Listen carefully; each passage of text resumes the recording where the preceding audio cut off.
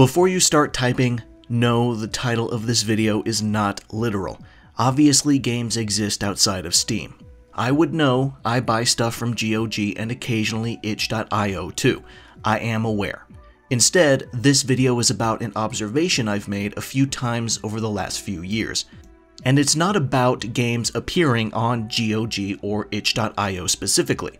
Those storefronts seem to be doing exactly what they aim to do, especially regarding DRM-free old classics and indies, respectively. If a game is an old classic, it can continue to survive on GOG just fine. It literally stands for good old games.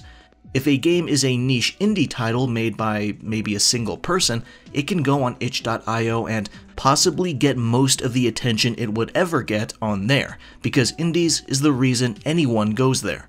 And both storefronts are completely DRM free, which is becoming more of a selling point as time goes on. Rather, this video is about games that appear on Epic Games Store, a place that has already seen its fair share of controversy since it opened up back in 2018.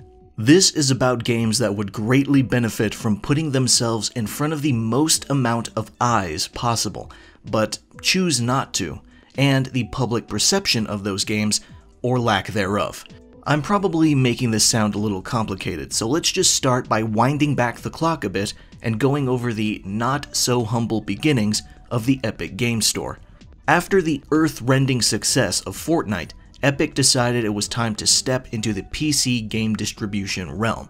At its peak market share, Steam was where 75% of all PC game purchases took place. That is a gigantic chunk of the pie. On top of that, Epic CEO Tim Sweeney, who I like to call John Carmack's Wario, took umbrage with the fact that Steam grabs a pretty big 30% cut on all games sold through their services. But that figure isn't exclusive to just Steam. Basically all other digital storefronts take that large of a cut, and Sweeney thought it was gluttonous and unreasonable. Obviously there's more to it than that, but we will get there later. Sweeney said Steam could drop the cut down to 8% and still make a profit. And in December 2018, EGS opened, boasting only a 12% cut on all purchases, and Epic also said they would not personally impose DRM on games sold through their platform, and instead let publishers and developers decide if they want to implement it on a per-game basis. As of making this video, there are 481 DRM-free games on EGS out of a total of 1,939 games, which comes out to almost exactly a quarter of their entire selection. Epic was so committed to following through with their 12% cut, they even tried to ask for an exemption to the usual 30% cuts on iOS and Android, but were denied by both Apple and Google. However, Epic would go on to sue both companies, not over the denial of an exemption specifically, but over shady practices that prevented third-party stores from opening on their platforms. Surprisingly, Epic was actually fairly successful. Google was ruled to have an illegal monopoly, and thus, to prevent being undercut by alternative stores, they decided to lower their cut on app purchases from 30% to 15% for the first $1 million in revenue for that app. Apple would go on to do the exact same thing, even though the court ruled in their favor. As a result of all this, Epic recently announced that their store was finally coming to iOS and Android officially. Eventually, Valve actually would end up changing the way their revenue cut works too, but not as drastically as Tim Sweeney challenged them to do, and not the way that Google and Apple changed theirs. Valve's new model was that they would reduce the cut from 30% to 25% once a game passed $10 million in revenue, and then drop it further to 20% when the game passed $50 million. They went the opposite direction of others with their cuts. Again, there's more to it than just percentages, but we'll get to that later. This change rubbed indie developers the wrong way because these were numbers that they would come nowhere close to making unless their games went mega viral.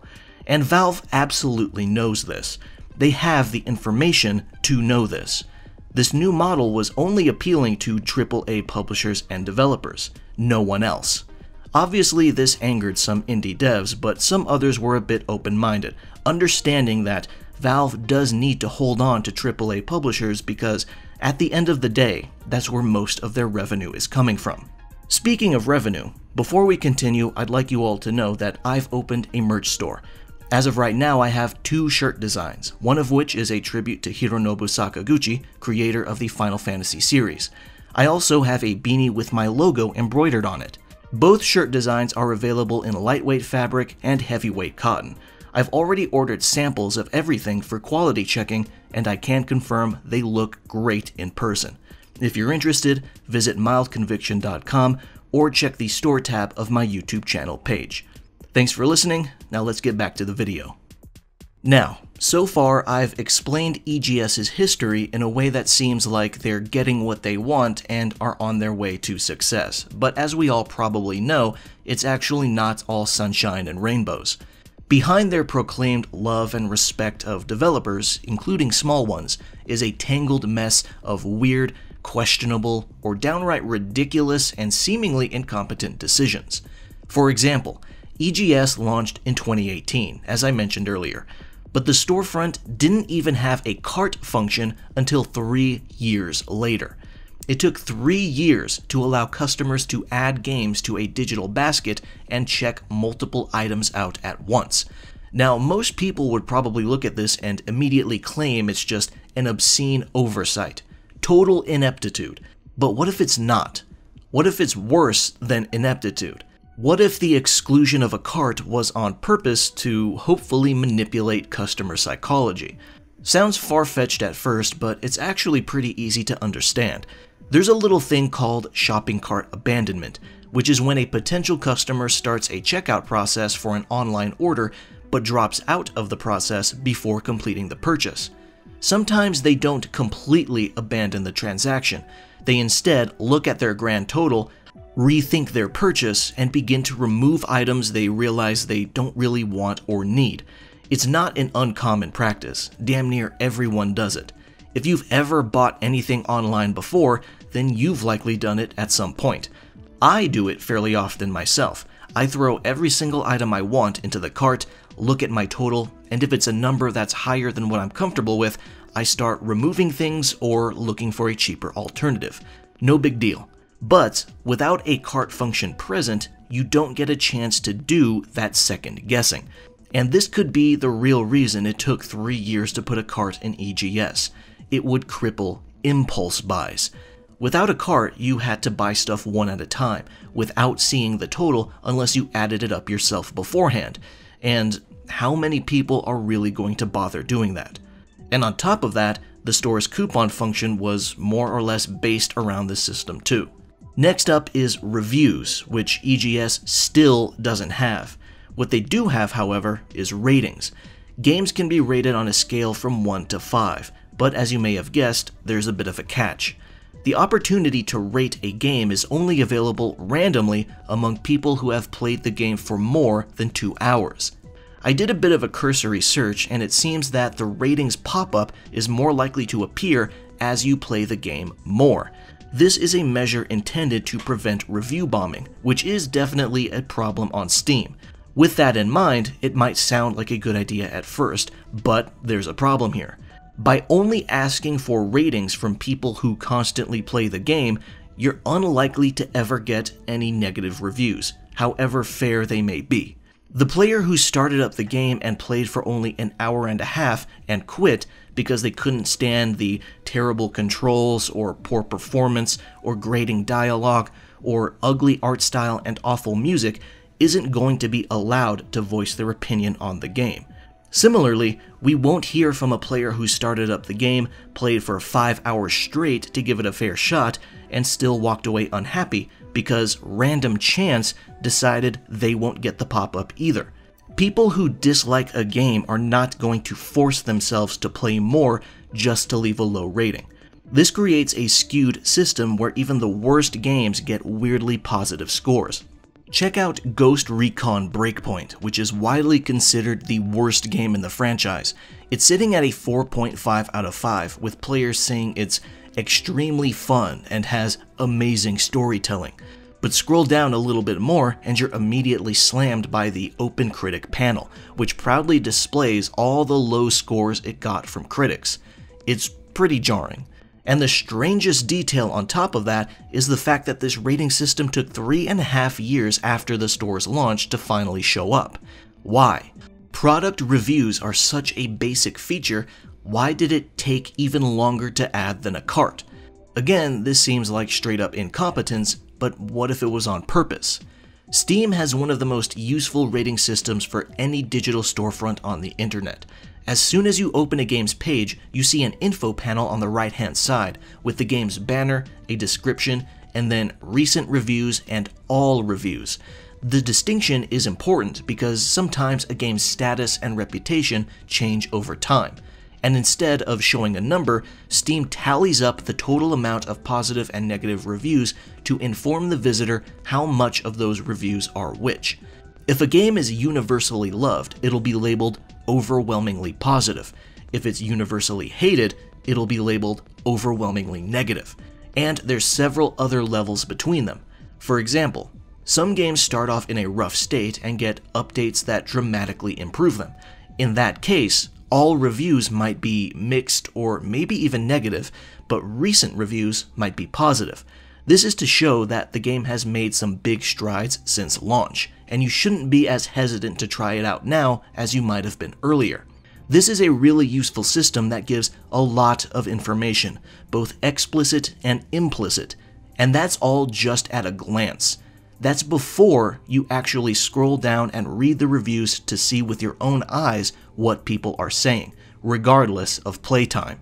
This leads to the question, why did Epic take 3.5 years to add not only just a rating system without written reviews, but a rating system that more likely skews towards the positive? Well, personally, I think there's two explanations. One which gives Epic more benefit of the doubt, and one that does not.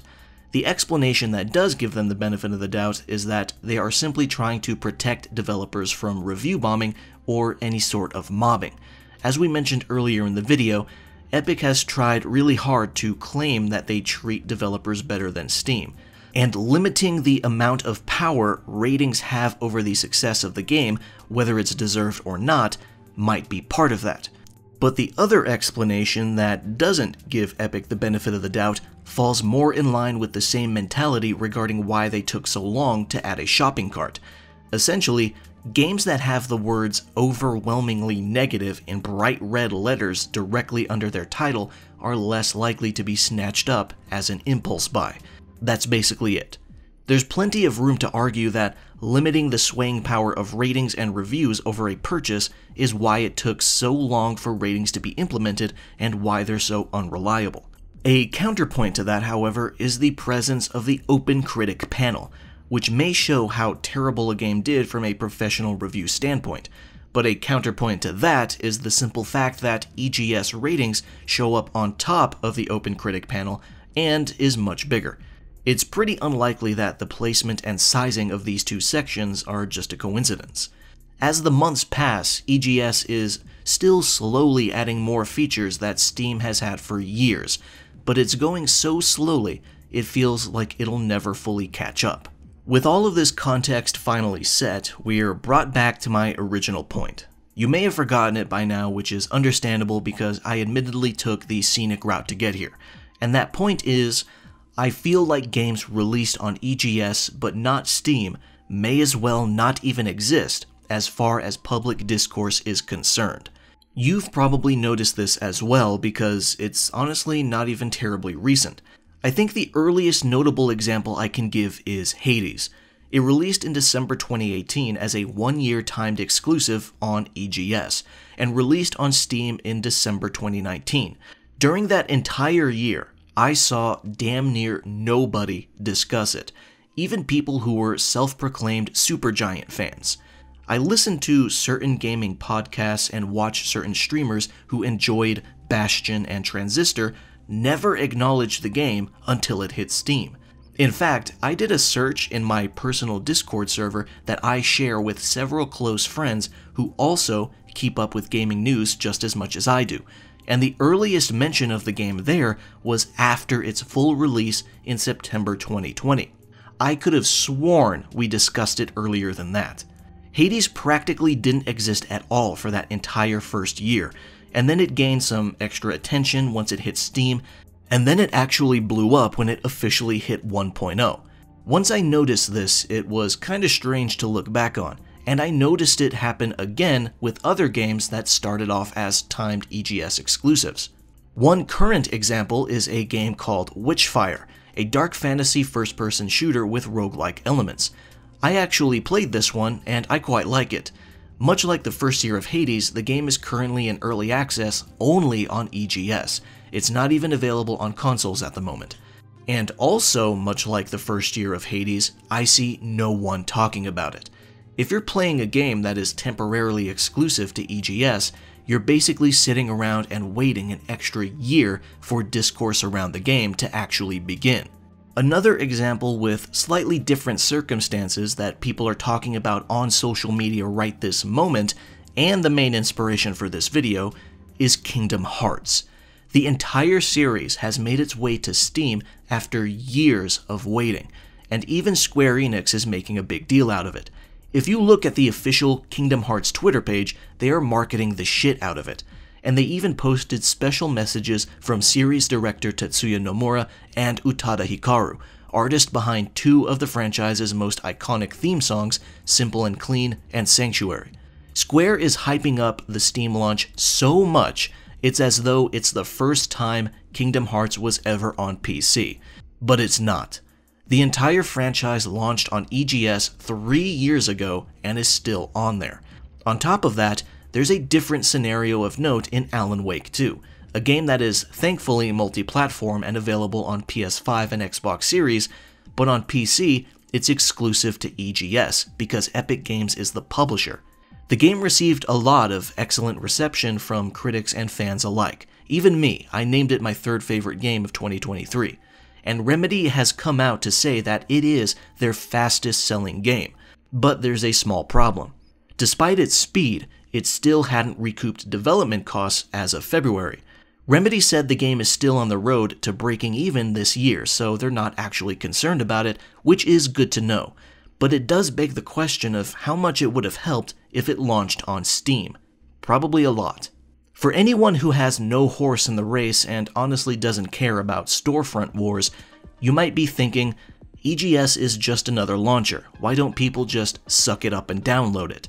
Well, there's a few reasons for it, and any amount of them can apply to any person at one time. Some people might care that strongly about using as few launchers as possible because they don't want to deal with unnecessary digital clutter.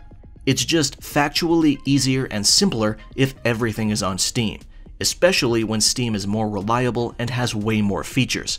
Some people are flexible and will accept GOG Galaxy because it does a better job at fulfilling the niche of older PC games, so it's the best place for them. And because GOG is also completely DRM free.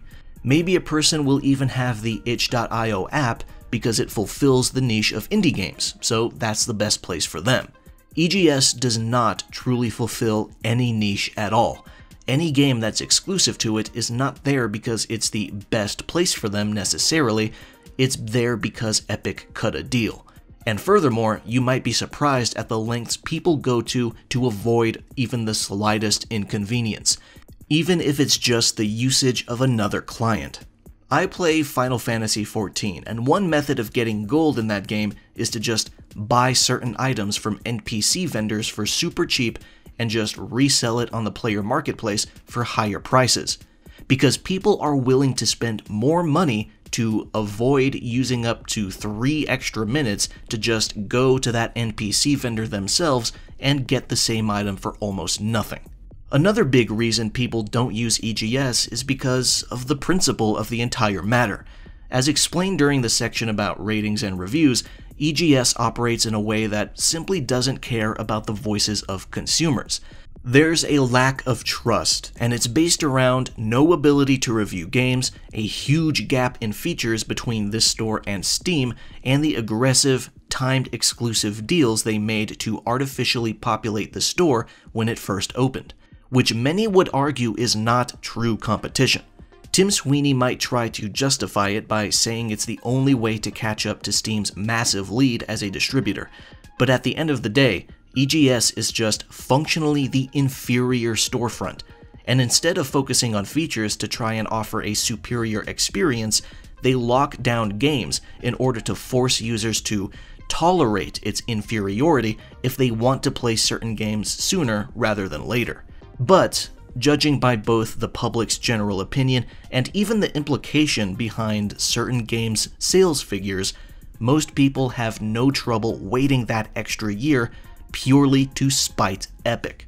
And all of that is just the consumer side of things. Let's talk about the developer side. Remember earlier in the video when I said EGS likes to parade around the fact that they only take a 12% cut of each sale on their platform compared to Steam's 30%. That sounds great at first, but there's more to it than that. Tim Sweeney tried to make the whole 30% cut look like Valve was scamming devs, but devs continue to stick with Steam because of everything that comes with using Steam. First off, plenty of developers would prefer to release their game on a platform that has real reviews that can offer real feedback. Second, did you know that Steam takes a 0% cut from the sale of Steam keys? You probably didn't, but it's true. If you buy games from a place like Humble Bundle or Fanatical by getting keys and then redeeming them on Steam, no money is taken by Steam itself in that transaction. None. Steam only gets a cut from transactions that happen on the Steam service, so purchases from Humble Bundle or Fanatical don't count, and that's an excellent way for devs to make a bit of extra money, by selling keys. It still helps Steam by attracting people who probably don't already have a Steam account because they'll need to make one in order to redeem the game. That's it. Thirdly, there's Steam trading cards. Every time you buy or sell a card, there's a market fee, and that fee, again, goes directly to the developers. It's not a lot of money, but Valve gamified their own store just to help devs get a few extra bucks. And fourthly, it costs $100 to publish your game on Steam, but what you might not know is that once the game makes $1,000 in revenue, Steam gives that $100 back to you. And on top of all that, there's stuff like communities and the Steam Workshop, which are just gigantic boons to developers.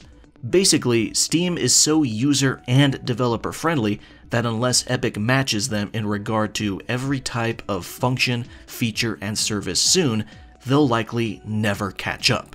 This leads me to my final point of the video. What is EGS good for, sincerely? The answer to that is actually pretty simple, and multiple games I already mentioned have done it already, and that is soft launching. If you're a developer and you want to take that 6 months to 1 year of exclusivity for the cash, you can do it, and then basically use that time to do a soft launch of the game. You can release the game in a barely finished state, get valuable feedback from the people on EGS who bought it, and then prepare for a real launch when you release the game on Steam. And because EGS doesn't have real reviews and skews ratings towards people who like the game, the fact that your game is in a hardly functional state won't even matter. It's a perfectly valid thing to do, and Epic doesn't even stop you from doing it. If they want to give you money for exclusivity, take it, and consider it a sort of early access grant money. If your game was going to likely stay in development for an extra 6 to 12 months anyway, then there's no reason to not do it. If I were a dev, that's what I'd fucking do. If there's anything to take away from this video, it's that people don't talk about games only on Epic Game Store for a reason. It has a poor reputation that is miles behind that of Steam, and it shows no signs of catching up anytime soon. A lot of people have no issue with pretending that the store doesn't even exist, and it doesn't help that Tim Sweeney sometimes makes himself look like a fool. I'm not telling you to not use it, you can if you want. Even I still like to grab one of those free weekly games off of it every once in a while. But even now, almost 6 years after the launch of EGS, Steam is still far and away the #1 PC game distributor, and it's because it's good. Very good. It fulfills the needs of both consumers and developers, while EGS has no niche of its own like GOG or itch.io. If something doesn't change with it soon, then it'll stay stuck wherever it's at now on the totem pole, or very slowly fade into further obscurity and eventual closure. This concludes my thoughts on Valve versus Epic. Thank you for watching, and I'll see you around.